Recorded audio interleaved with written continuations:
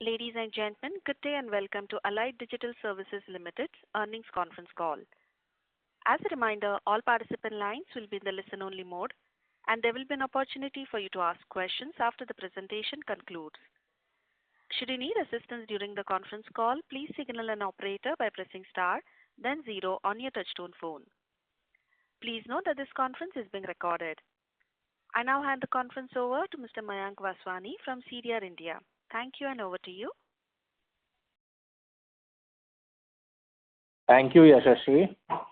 Good afternoon, and thank you for joining us on Allied Digital Services Limited's earnings call for the third quarter of financial year 2024-25. We have with us on the call today Mr. Nitin B. Shah, Founder and CMD, Mr. Ramanan Ramanath, Global Head of Strategy for Growth, Innovation and Partnerships, Mr. Nehal Shah, Whole-Time Director, Mr. Paresh Shah, Global CEO, and Mr. Gopal Tiwari, Chief Financial Officer. We will begin with comments from Mr. Nehal Shah, who will cover recent developments across the business. Mr. Paresh Shah will then discuss the operational performance and order wins, followed by Mr. Gopal Tiwari, who will walk us through the financial highlights. Thereafter, we will open the call for the Q&A session. Before we begin, I would like to point out that some of the statements made in today's call may be forward-looking in nature, and a disclaimer to this effect has been included in the earnings documents that have been shared with all of you earlier. I would now like to hand over the call to Mr. Nehal Shah for his opening remarks. Over to you, Nehal.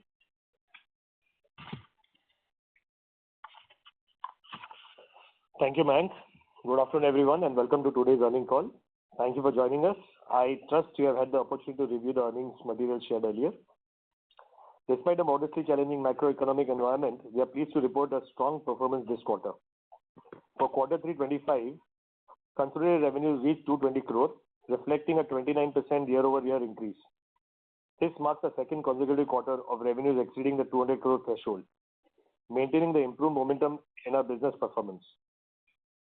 Our India operations continue to excel, with standalone revenues growing 45% year-over-year during this quarter, reinforcing the solid growth trajectory in the domestic market. We are also pleased to report strong growth in EBITDA and PAT with a sharp improvement in margins. Given evolving market dynamics and persistent cost headwinds, combined with our investment in talent development and geography expansion, we are delighted to report a rebound in margins, especially on a sequential quarter basis. In India, business remained robust, driven by a healthy pipeline of demand across both enterprise and government sectors. The Union Budget's commitment to capital investments, along with measures to support manufacturing and consumption, should result in improved economic activity in the coming quarters, aiding the prospects of the domestic market. Internationally, we are encouraged by the signs of renewed momentum in the US market following the presidential election, which is expected to have favorable spillover effects across the global markets as well. We are pleased to report order intake of 200 crore plus this quarter, further strengthening our order book. Over recent quarters, consistent high-quality order wins have resulted in a more diversified portfolio, strengthening the visibility of our long-term growth. Paresh Shah, our Global CEO, will cover the order wins in greater detail. Our business is positioned to capitalize on key market tailwinds.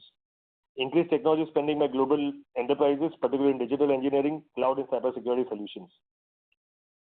Growing maturity of Indian enterprises as they scale, driving demand for advanced solutions.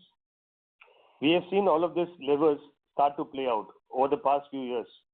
Further, our ability to compete and win larger, more complex contracts with greater scope of transformative potential is enabling us to expand our total addressable market.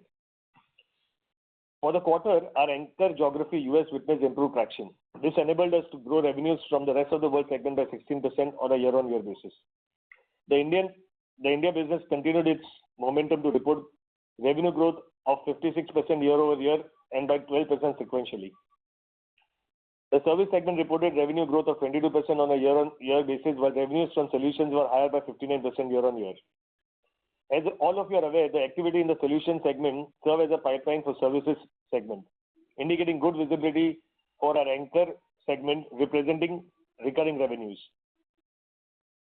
Coming to the outlook for the remainder of the fiscal year, we continue to execute in an environment that is steadily moving in the right direction, as we are seeing signs of recovery in discretionary spending. We have good momentum with us given the business added in the last 2 quarters and are in active discussion with several customers indicative of a strong pipeline. That's it from me. I will now hand over the floor to Paresh Bhai. Yeah, thank you, Nehal. Good afternoon, everyone. Here is a quick summary of our operational highlights for the quarter. Allied Digital secured over rupees 200 crores in new orders and contract renewals.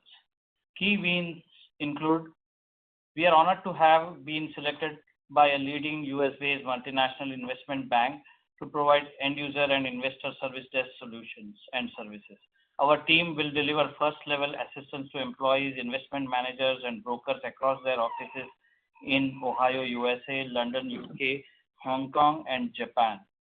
Another win I want to announce is Allied Digital has been interested in transforming IT services for a major US-based eye care provider.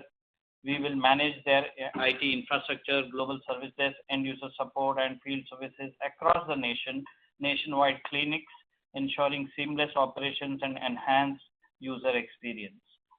We have been chosen also by a leading non-profit organization focused on education and job skills to optimize their IT operations and reduce costs.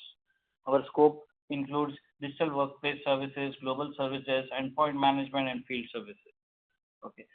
Allied Digital has secured a significant operational technology security engagement with the world's largest vaccine manufacturer. This reinforces our expertise in protecting critical infrastructure and delivering robust cyber resilience solutions. We will be providing IMS services, including service desk and end-user services for the corporate offices and plant operations of a joint venture multinational automotive brand. This project further strengthens our foothold into global automotive sector. Allied Digital has been awarded a large-scale cloud deployment project aimed at simplifying and expediting the map and layout approval process. The initiative will enhance transparency and efficiency in land usage changes, FAR approvals, and other housing-related clearances. We are implementing driver monitoring systems and advanced driver assistance systems for a leading automotive company headquartered in Mumbai, reinforcing our commitment to automotive innovation. We have received an additional work order for a smart industrial township project contributing to Maharashtra's industrial expansion and economic growth. To add to the wins, India's second largest public sector bank, headquartered in Vadodara, Gujarat, has entrusted Allied Digital to implement data center and data recovery solutions, enhancing the bank's resilience and operational efficiency. We have also secured a network upgradation project for a client engaged in the exploration, mining, and processing of iron ore, ensuring operational efficiency and connectivity in a critical sector. These contracts reflect our continued growth and expanding capabilities across diverse sectors. We remain committed to innovation, excellence, and driving transformation change across industries. Now, I will hand over to Mr. Gopal Tiwari, who will share the financial updates during the period under review. Over to you, Gopal. Thank you, Paresh Bhai. Good afternoon, everybody. I'm sure all of you have reviewed the financial performance of the company for Q3 FY25. I'll now walk you through some key developments regarding the financials. As my colleagues have covered earlier, it has been a strong quarter with an acceleration in top-line growth. Further, we are encouraged that the improved growth has been accompanied by an improved margin profile. I would like to invite your attention to page number 2 of our press release. As you can see from our table showing 5-year trend of revenues for each successive 9 months period, revenues in 9 months FY25 have picked up once again. The CAGR for the 5-year period is 23% and is now reverting to the CAGR of 25% plus that we delivered from FY20 to FY23. I'll now quickly turn to some of the line items in the consolidated financial statements.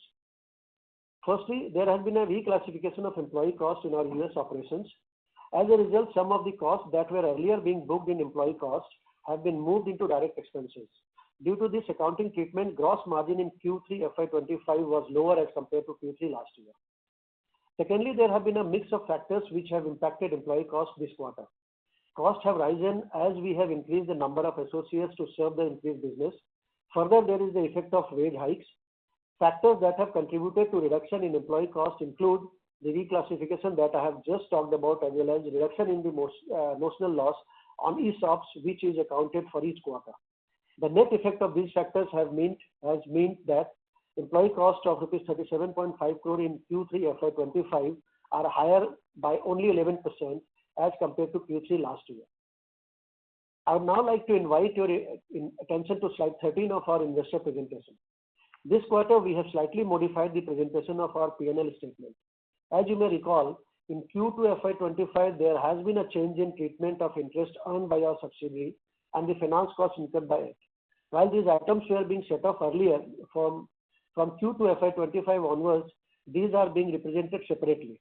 As a result, other income has increased, as does the finance cost on a YOY basis. In order to enable a like-to-like comparison with earlier quarters, it is essential to include the other income while calculating the EBITDA and margin. Hence, we have shown the operating profit separately, which doesn't include other income, while also showcasing the EBITDA, which is inclusive of other income. This enhanced disclosure will make the margin trajectory comparable with that of the earlier few quarters. Thank you so much. I'll now hand over it to the moderator to open the forum for Q&A session. Thank you very much. We will now begin the question and answer session. Anyone who wishes to ask a question may press star and 1 on their touchtone telephone. If you wish to remove yourself from the question queue, you may press star and 2. Participants are requested to use handsets while asking a question. Ladies and gentlemen, we will wait for a moment while the question queue assembles. We'll take our first question from the line of Pratik Dedia, an individual investor. Please go ahead. Hello, am I audible? Yes, can you use your handset mode, please, Pratik? Yeah, I'm in handset mode only. Yeah, please go ahead. Yeah, okay. So I have a question regarding your geographical distribution. So a lot of revenue now comes from US, and we are seeing strong growth on the India side as well. So more in terms of how do you see your margins expanding, given I assume that US business would be on the higher side as compared to the India business. So if you could give some color or trajectory towards that, and when do you see your margins expanding primarily from the US business? If you see, currently we have been telling in the previous quarters, previous years also. Thank you for the question, by the way. 62% of our revenues currently come from the US market or the global markets, and about 38% of our revenue comes from India. We typically would want to continue in that range. However, keeping the business scenario in mind, this might change a little bit here and there. So, I would like to add, Mithil Shah here. We would not like to benchmark our international business with India business. What we are emphasizing and focusing is on the class of business that we do, and the kind of business that we keep getting, the kind of clientele that we address, and we have a lot of options coming, but we are very cautiously growing. Hence, in the process, the caution is very important factor or lever that we look upon while selecting the kind of an opportunity and the kind of clientele. So currently, the traction is quite good in India. So you may see here and there some deviation every quarter, but it purely depends upon the kind of good business that we get, and that's how we address the market. So it's not a benchmark between US or India. Okay. Thanks. Yeah, and if I can add, Ramanan here. See, our strategy is to look at long-term business, not just short-term business, because short-term business has its own volatility. And therefore, long-term business means in the India scenario where we are doing large-scale system integration projects, there is always a one-time solutioning part, and then there is a continuous operational revenue part, which comes as a result of managing for multiple years. In the US also and other parts and other geographies, we are looking at long-term business strategies. And therefore, there is always, even in such businesses, there is an initial investment that is required, followed by continued growth as well as revenues and increased profitability. So this is a multi-pronged strategy that we are involved in. And the fact that Allied Digital is very strong in smart cities and large-scale system integration is a very good opportunity for us in India, because India is a growing market and it is also one of the desired markets of many other Western companies. Okay, fair enough. So I'll just have a follow-up. So you mentioned that you are looking at a multi-pronged strategy in the combination of investing, looking at long-term strategy and expanding the profitability. So if you could just throw some color in terms of how the margins would expand specifically for US business. I think that we have a diversified strategy, not only just the US geography, but multiple geographies which are now demanding technology management services. You are seeing a huge growth in demand for technology management services because of advances in technology, sensor technologies, GPU technologies, and so on and so forth. Obviously, there would be better margins in the US market where there is service orientation concern. At the same time, in the Indian market, you have large-scale solutions and even solutions which are, in the areas of our focus. We are not looking at opportunities which are just revenue driving. We are looking at opportunities which have core service component and innovation component and solutioning component, which are much more profitable. Our strategy is also to include more and more diversified set of tools and technologies, which is helping in increased productivity and thereby increased profitability. So this is what I refer to as multi-pronged strategy, where we are looking at the diversity of geography, diversity of customer base, both direct through the partnership approach, which we have been very strong in, as well as direct clients whom we are increasingly being able to tap into. And in the India market, we are increasingly looking not just at government projects, but also at enterprise solutions and large-scale enterprises, where our solutions and services are very relevant to them because they are growing their size across the Indian market. All right. Okay. Thank you. I'll come back in the queue. Thank you. We'll take our next question from the line of Arjun Agarwal, an individual investor. Please go ahead. Hello, am I audible? Yes, please go ahead. Yeah. Congratulations on a good set of results. So my first question is what kind of guidance are you giving for FY26, and what contribution will be for the new projects and what will be the contribution from the recurring one, and also on the EBITDA mix on both the verticals. This will be my question. Thank you. Thank you, Arjun. In the previous quarters and previous years, we've been saying that FY26 looks at a top line of about 1,000 crore, and that is what we are right now looking towards. The mix is going to be anywhere between 75% of our recurring revenue, 25% solutions business, that is the project business. EBITDA typically should be at a similar level, or we will try to improve it over the quarters depending upon the kind of business that we keep on closing in. Because as we are growing, as we are getting new business, we are also investing a lot of our money on getting new talents, expanding geographically. So I would suggest that if we are able to sustain the margins and try and take an upward trend from here, it would be great. Okay, thank you. And my next question is regarding the cybersecurity incident that was mentioned in results. Can you throw some light on that what really happened over there?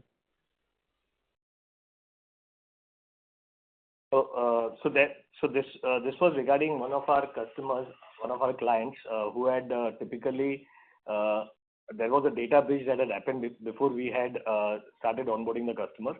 Post that data breach, there was a person who impersonated one of the ex-employees and tried to enter the access systems to the password reset site.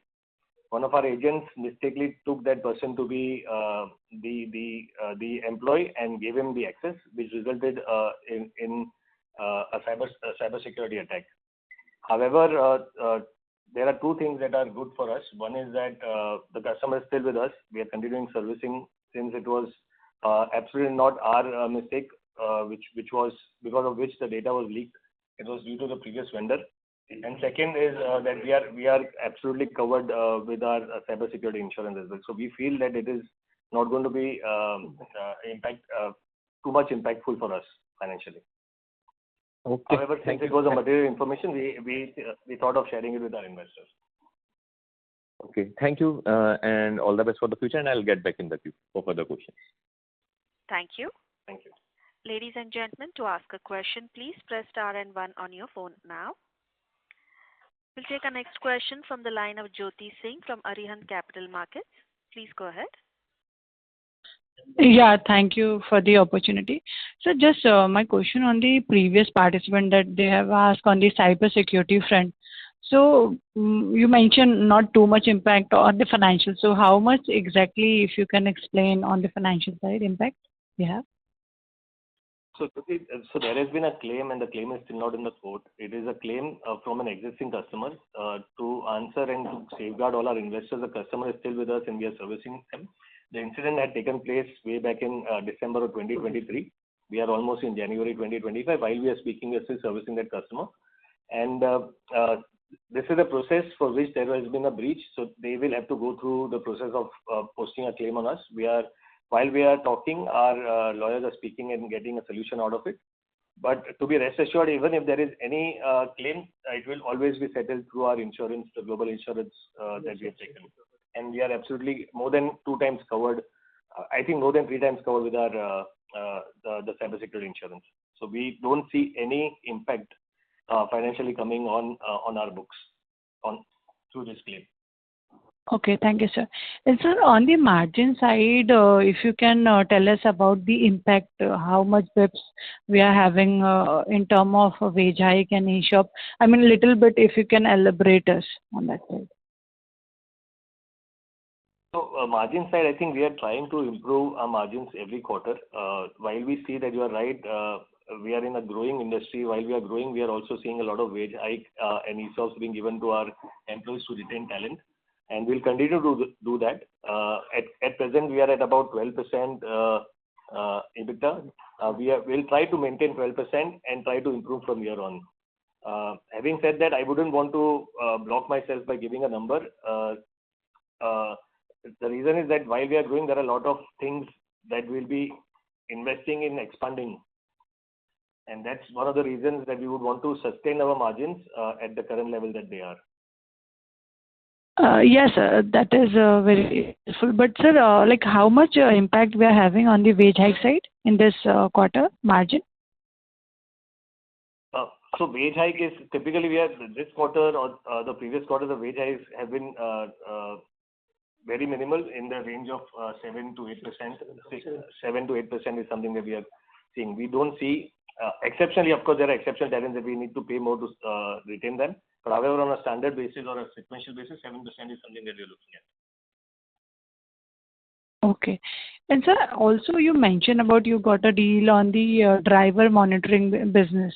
So how big is this business, and how much it will be revenue generation for us and margin trend, and how big is this opportunity going forward? If you can a little bit explain on that side. So this probably may not be looked upon in terms of the scale at which we have got the business, but it's a very innovative ideas that we are looking into it, and it's a solution developed by our digital engineering services team, and that's very innovative, where we keep monitoring continuously the driver fatigue systems and a lot of other parameters, and which is futuristic. So we see a very large 2 of the large clients have signed up with us, and we see good opportunity to scale this business up. So currently, if you talk about the total business, it may not be very high compared to the total revenue that we have got.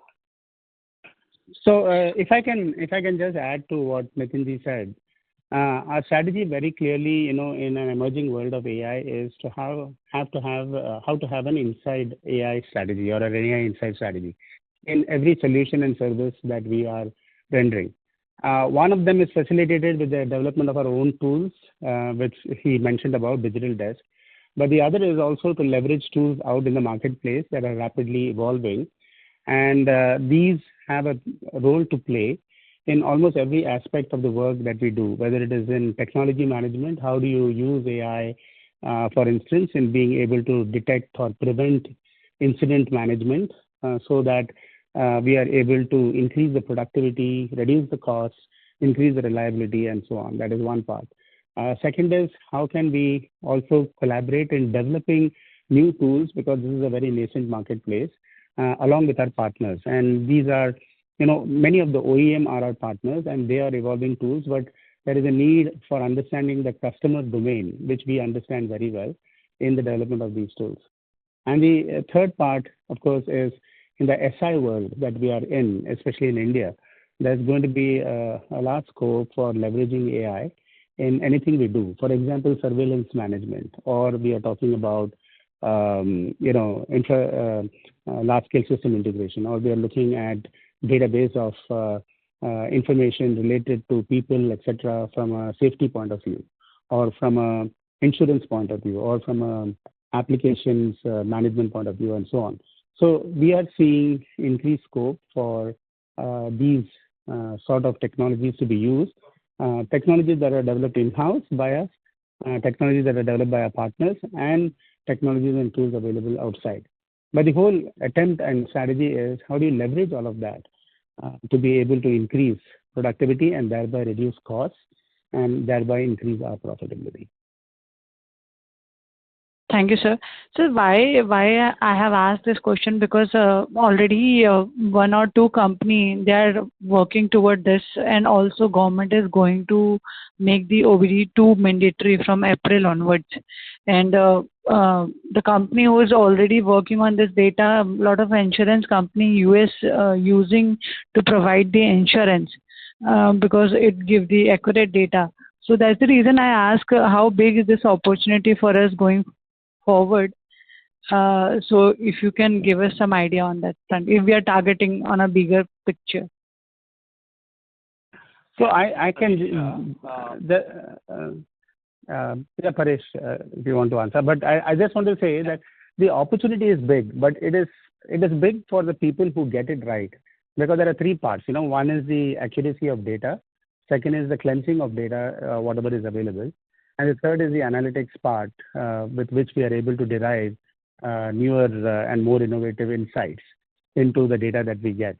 And therefore, while the opportunity is big and there are many companies who are trying it, I think the key is those who would get it right, who understand the domain and who already have involved themselves in development of tools related to that.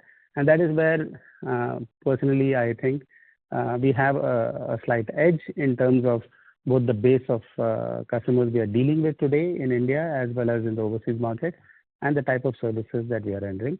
But yes, this game is open to many other players, and whoever gets it right and fast and quick are the ones that will succeed. Okay, thank you, sir. And also, sir, one question on the Paresh wanted to say something, so yeah, please let him say that. Yeah. So what I would like to say is, you were talking about the insurance companies, right? So that is one of the areas insurance companies are very keen to see how they can derive insurance through the driver scores. So that's one of the area. Also logistics companies who wants to make sure their large trucks are, well navigated well. And the third is a lot of supply chain companies who want to see that they can reduce pilferage and loss. So yeah, it has multiple applications, and this is one of the areas where automobile manufacturers are also trying to get into these solutions, where they can build these solutions within their company. Okay, so we are working with both the automobile manufacturers also, where we are actually demonstrating this technology, as well as working with large companies like mining companies, oil industry, where they want to make sure their pilferage and logistics are well managed. Okay, so that's another area that is also being picked up. So yes, it has a lot of scope. Yes, sir. Thank you so much, sir. And sir, if one more question I can ask on the smart city side, as we are working toward that, and we have capabilities and long-standing relationship, but a lot of larger company, they are also working toward this smart world side. So are we facing any kind of competition on that front, or we are fine with it and we are getting good orders? Yeah, see, we have secured a very unique position in smart cities. We are very hands-on technology players. Okay, there are large companies, but they are mainly outsourcing or they are just doing financing. Okay, but we are pretty much strategic players. We do right from the top to the bottom, right from the architecture, design, all the way to implementation. So we are an end-to-end IT services integrator as well as service provider. So that is a unique position which we carry, and we see that as a big strength in terms of our capabilities, and we have proved that over and over time in last many years. And just to add to what Paresh bhai said is that for the larger companies, there are multiple business levels that they work on and multiple time. However, for us, this is our core business, and we are absolutely focused on getting more and more such similar orders so that we keep on growing. So this becomes a core business activity for us rather than just being one ancillary business. I hope that answers your query. Yes, sir. Thank you so much. And sir, just last question, like earlier we have expanded in Dubai. So similarly, we are targeting any other geography to expand further? Yes, we could. There is always business opportunity that is coming in. However, we take a conscious decision whether we will open up our own subsidiary or not. We are getting a lot of larger client requirements coming in for various geographies in Europe as well. So there is a possibility that in the coming quarters, we would be expanding in some European geographies as well. Thank you so much, sir. Thank you. Thank We'll you. take our next question from the line of Shadab Atar, an individual investor. Please go ahead.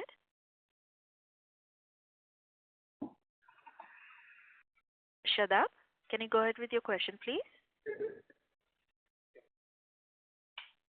Since there is no response, we'll move on to the next question from the line of Gaurav Desai, an individual investor. Please go ahead. Hello, am I audible? Yes, Gaurav, please go ahead. Yeah.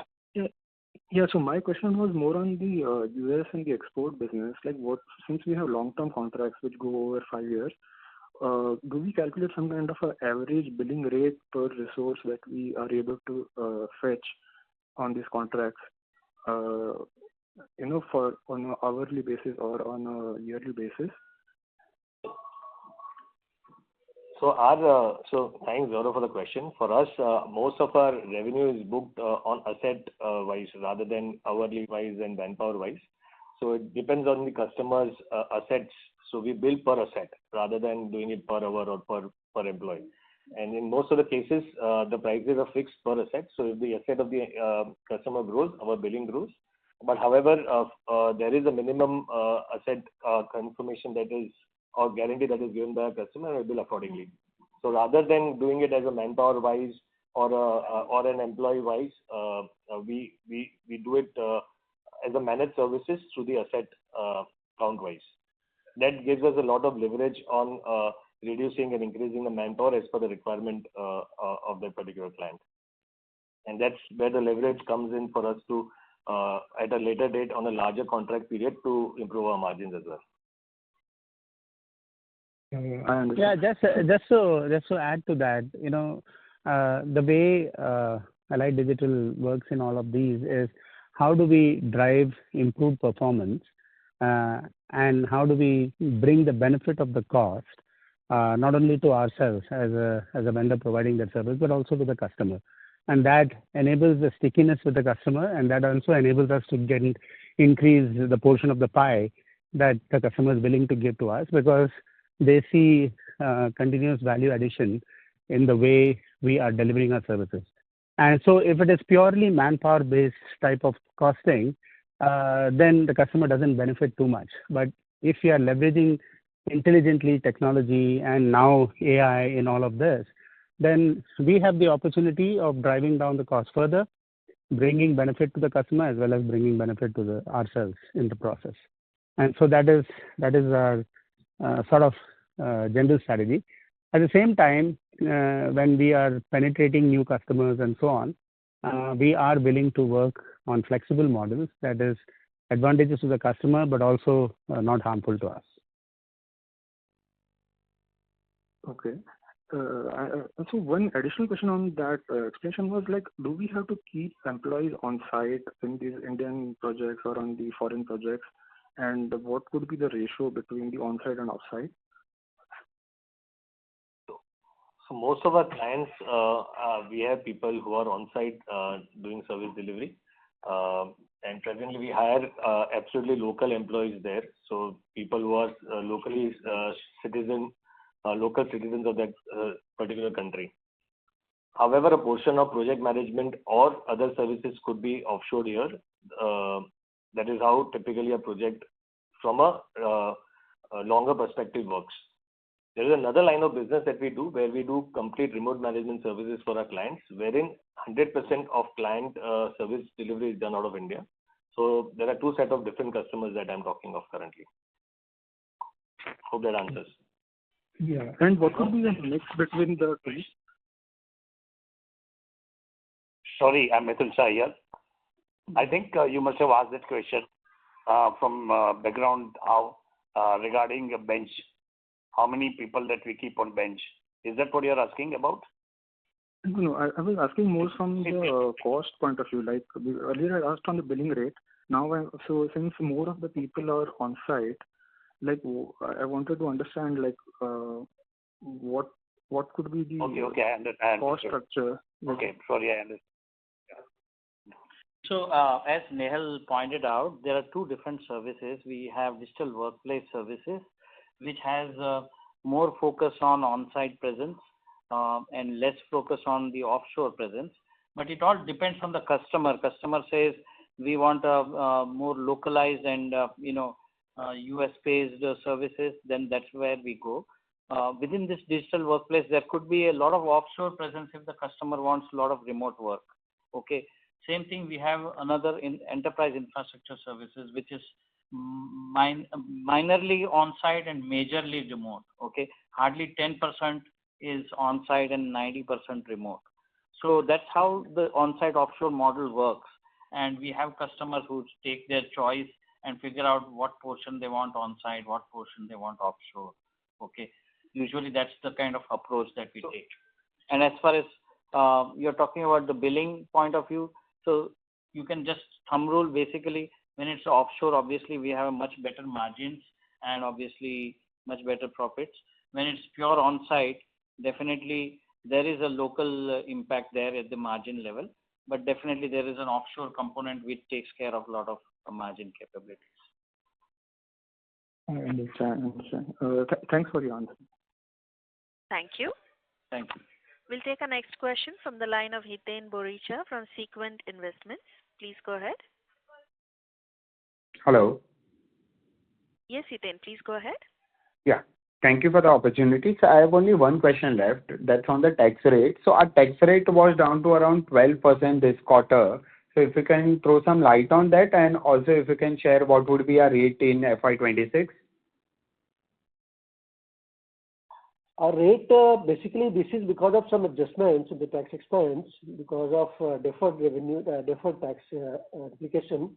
But overall, it will be in the range of 20 plus % only, FY26. 21st for next year and okay. So for next quarter, it would be in the range of normal 20-25%, right? Yeah, around 20%. Yeah, it will be around that. Could be. Understood, sir. Yeah. That's all from my side, sir. Thank you. Thank you. Thank you. We'll take our next follow-up question from the line of Pratik Dedia, an individual investor. Please go ahead. Hello. Pratik?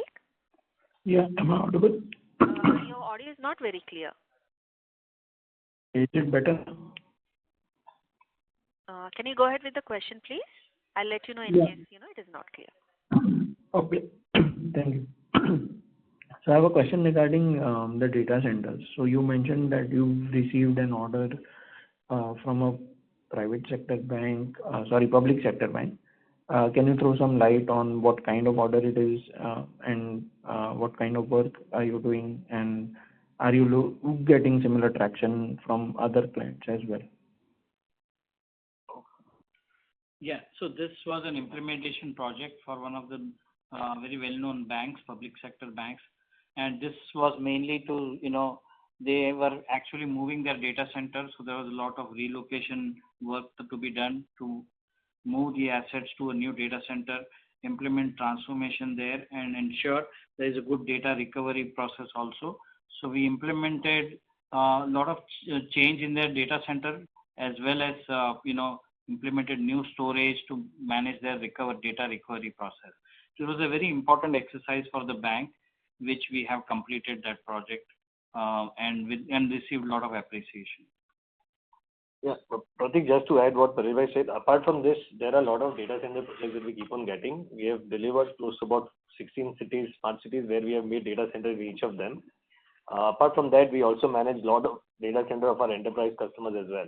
And data center management, data center migration from on-prem to cloud, all of this acts as our prime core business, and we have absolute in-house capability of delivering all of these projects. All right. Okay. Thanks. This is helpful. Thank you.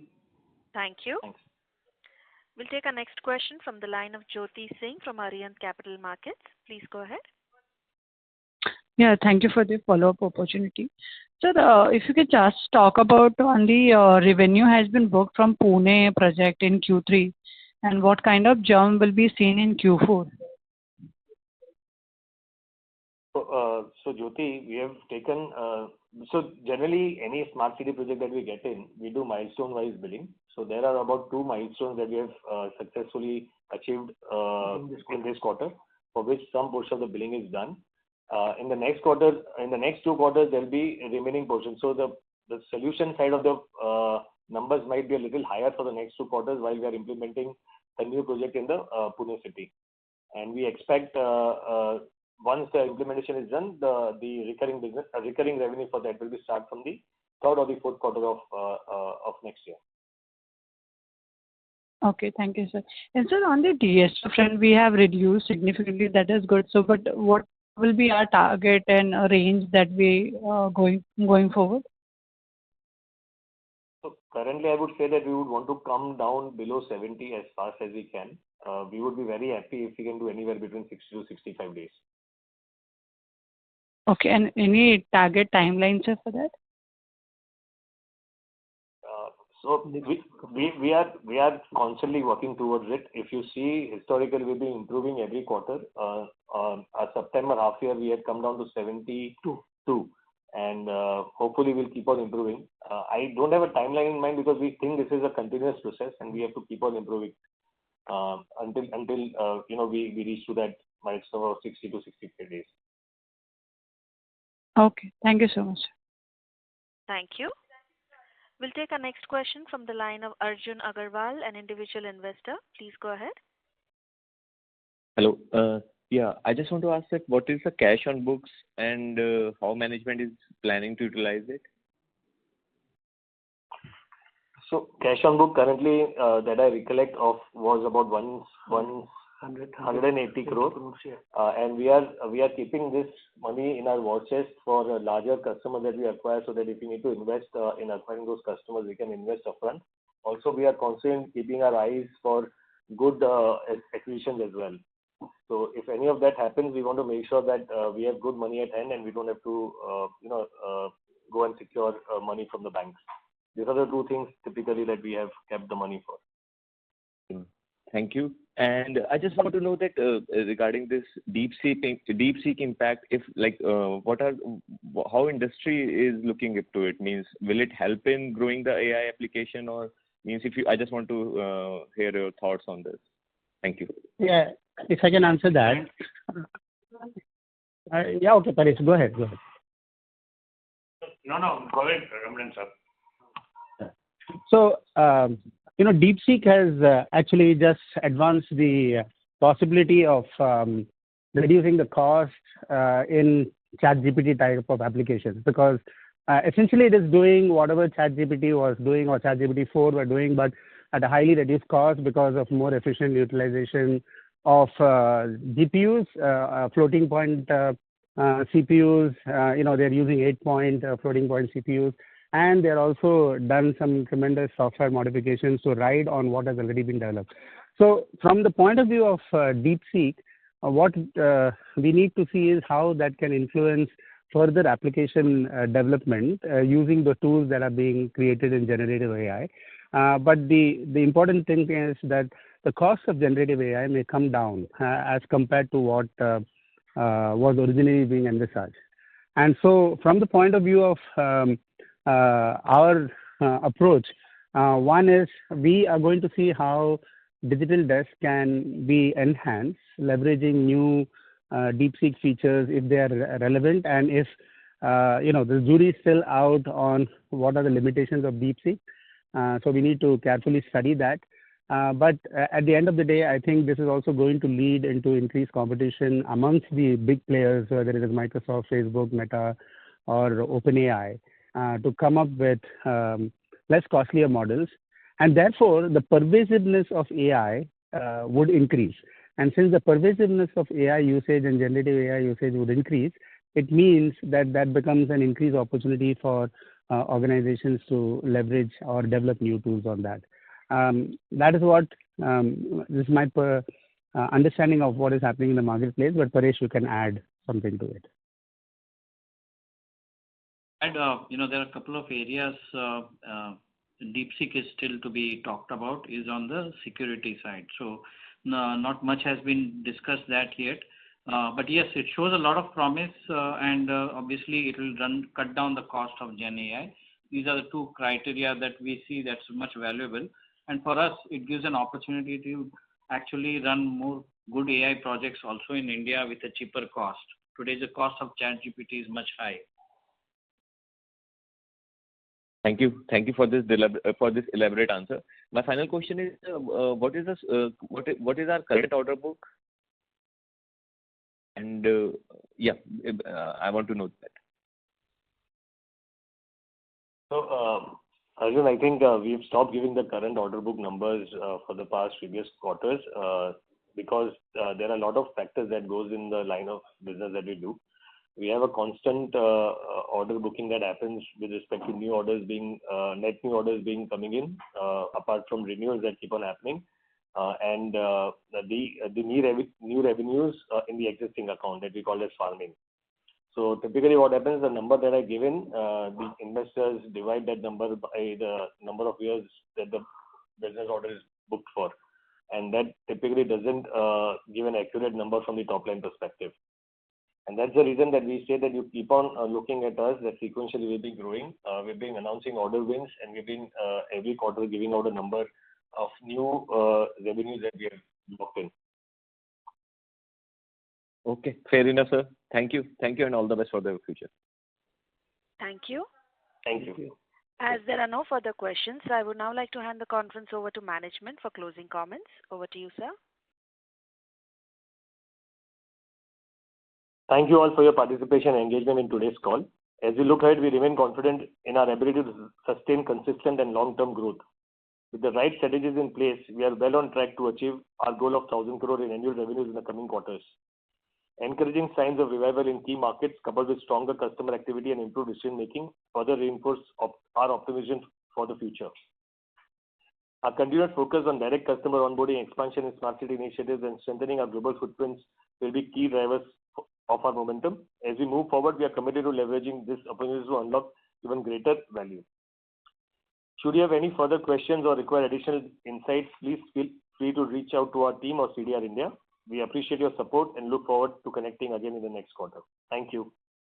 Thank you, members of the management team. On behalf of Allied Digital Services, that concludes this conference. Thank you for joining us, and you may now disconnect your lines.